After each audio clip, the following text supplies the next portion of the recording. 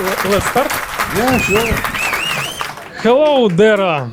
Welcome to Russia. Russia is the first country of your concert tour. That's true. That's really astonishing and stunning for me too. But I had that invitation long ago, and I said to Kate, the organizer, okay, that's good. I kept my promise. I will come. And yeah, that's how I am. That's who I am. I always try and keep my promises, right? So I had fun, 3 shows.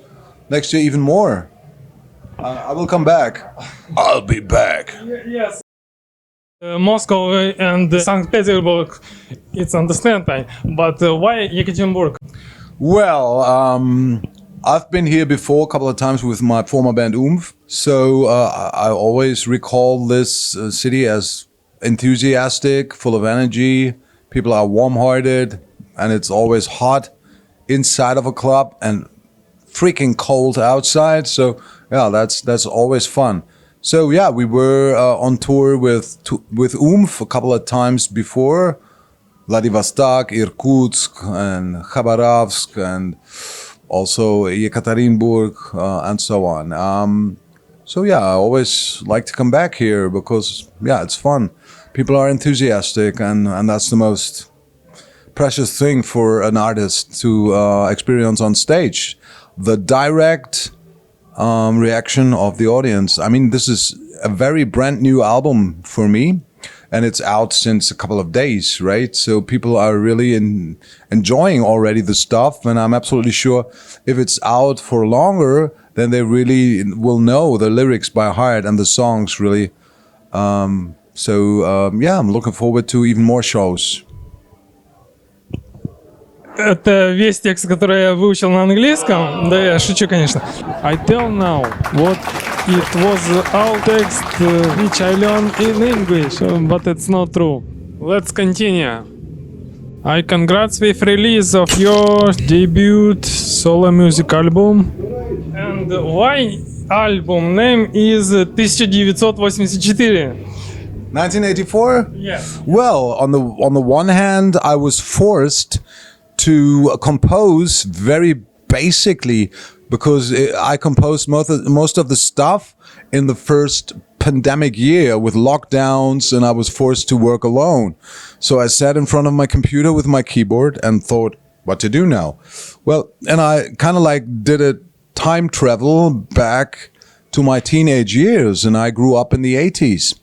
And of course, in such a dystopian surrounding, such a dystopian situation, you travel back in time to those days when you felt more comfortable, your teenage days when you experienced music the most intensely. And so, yeah, 1984, I was 14 years old, and I experienced myself as a musician, and I grew up with bands like Depeche Mode, and Soft Cell, Eurythmics, and Visage, all those synth pop and electronic acts.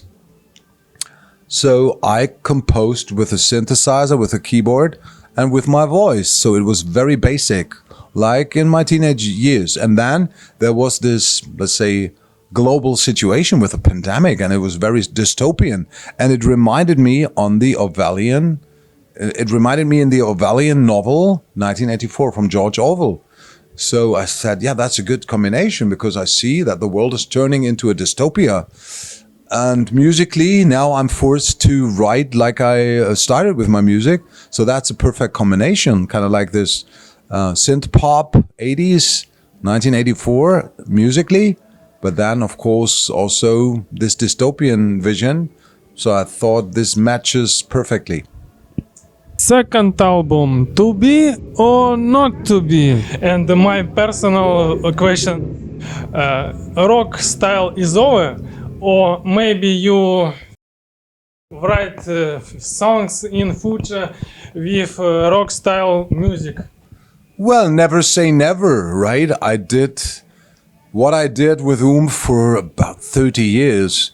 But as an artist, as a musician, it's always good to explore new dimensions, to open new doors, to see if there's new stuff to do. You know, I did some swing jazz stuff with What About Bill? And now I do some synth pop stuff with my solo project. And I love being new, being fresh. I love to surprise people, right? Because there's already so many bands who develop what people want and what people know, and they repeat themselves over and over again, the same stuff. But as an artist, it's boring. So I try to do new stuff that I never did before or that I didn't do for such a long time. So maybe I will reintegrate guitars in the future. But now I have fun with my first solo project, and there's even more songs to come out because I've written about 80 to 90 songs. So there's at least 2 more albums to be released with my solo album, and they're gonna be like that pretty much, like versatile, because on the one hand, I have funny elements in my music, like this is funny, this is fun stuff, because you know what? If you see the world turning into more chaos and devastation and craziness, you need to remain funny, because otherwise you would go crazy, right? So you need to be able to make fun of this world as it is. The world is crazy, but if you would take it too seriously, you would go down with it, right? So this is why it's important for me to remain funny, but even deep. Like 1984, the song is very deep, and it reflects the world as I see it right now, this dystopian Orwellian nightmare. But I think the combination makes it, like danceable stuff, funny stuff, ironic stuff, satirical stuff, and even deep stuff with a deeper meaning. To me, it's very important to be versatile, to remain versatile, and not just delivering the same shit over and over again. That's boring. So, what about Bill? Is it как квартирник? Where may I listen your band in real life? Well, actually, we played a couple of times with What About Bill in Germany. For example, in a club in Düsseldorf and on a festival in Bochum. And then during the pandemic times, we have had this streaming concert, live on stage in the living room, if you want so, of Chris Wolf, the other part of What About Bill. So this was born from the dystopian pandemic times back then. But it was fun though, right? So, and many people participated in this streaming event. That was really cool. What About Bill? Still alive, mostly on Christmas. Okay, thanks. Ну, тогда надо travel to Germany. But my European passport is просрочен. Yeah. Пофиг. Наша трансляция продолжается. So, final question. How will you celebrate the Merry Christmas, Happy New Year? Merry Christmas and Happy New Year. These are 2 different things to me. I know that in Russia, the New Year is more important, or let's say very famous. In Germany, it's half-half.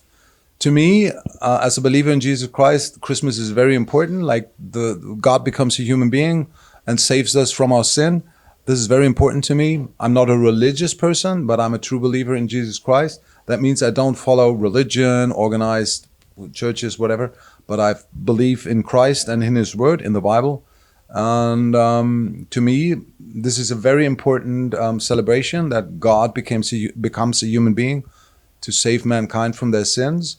How do I celebrate Christmas? Very intimate with my family. And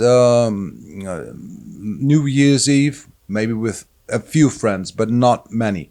I mean, those big parties are over. I mean, I've grown out of it, right?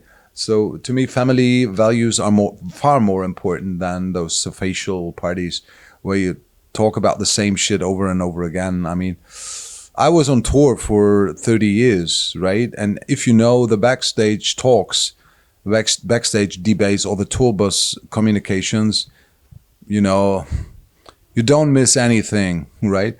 Because it's only about superficial stuff, mainly, with most of the people. Not everyone, but most of the people. So yeah, I like to be surrounded by people who love me and who I love. And that's the main thing concerning Christmas and concerning New Year's Eve or New Year's Day. But I like that. I appreciate that because it's like a fresh beginning, right? It's always new and it's always good. And if you see you can see with my music that I love new beginnings, fresh beginnings, surprising things. That's what life is about, right? Surprises mainly and changes. One your favorite Christmas film, maybe or TV show. My favorite Christmas movie of all time is, It's a Wonderful Life with James Stewart. I don't know if you know it. Black and white movie, very old, from the 40s, I would say, maybe beginning of the 50s. I can recommend this. Very touching, very deep, very good message, very good morals. It's a Wonderful Life with James Stewart, right? That's the one. And the other one, the famous what other show? Maybe I know the rather funny approach on Christmas is the Griswolds, right? You know, this Christmas Vacation with the Griswolds, where everything's going like the wrong direction. They have this cliche Christmas house with many lights on the roof, and they want to have the biggest trees of them all, and everything goes downhill. And this is a funny approach on Christmas. Christmas Vacation with what's the name of the Chevy Chase, right? Chevy Chase, yeah. А у нас всегда было и остается топовым фильмом это «Ирония судьбы» или «С легким паром». Yes. Thanks, Dero. На этом все, ребята. Еще увидимся. Bye-bye. До свидания. Hello to all the fans in Russia,